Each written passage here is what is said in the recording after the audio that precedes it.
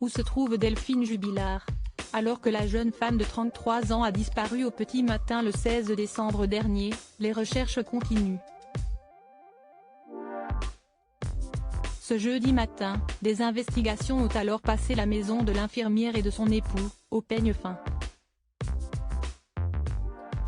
Au lendemain de la battue citoyenne qui a rassemblé plus de 1500 personnes, la perquisition s'est déroulée en présence de Cédric Jubilard.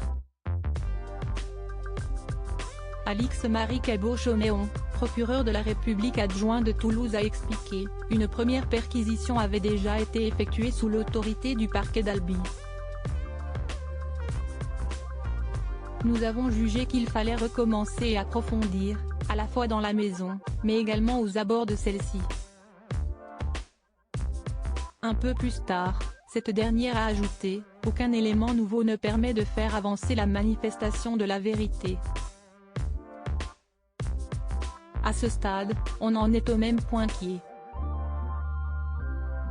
Ayant participé activement à la battue citoyenne hier, Cédric Jubilard, qui ne souhaite pas s'exprimer dans les médias, est très discret. Pour la Dépêche, un proche du mari de Delphine Jubilard a révélé, pour lui, si est très dur, il ne comprend pas ce qui est arrivé. Il voit le regard parfois trouble que posent les gens sur lui alors qu'il est victime de la disparition de son épouse. En effet, certains le comparent aujourd'hui à Jonathan Daval. Si l'oncle de Delphine Jubilard qualifie ce dernier de marginal, il est cependant persuadé que sa nièce est vivante. Pour la Dépêche, il a expliqué, elle a dû quitter le domicile dans un moment de désespoir et de grand ras-le-bol et aujourd'hui, elle ne sait plus comment faire machine arrière.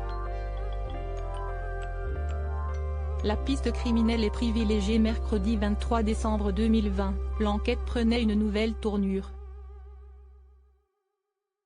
Alors que la piste criminelle est désormais privilégiée, le procureur de la République de Toulouse a annoncé, les recherches et investigations ayant mobilisé en continu des moyens considérables, ne discriminant aucune piste ou hypothèse à ce stade, n'ont pas permis de découvrir cette personne ou de déterminer les circonstances de sa disparition, dont rien n'indique qu'elle a pu être volontaire.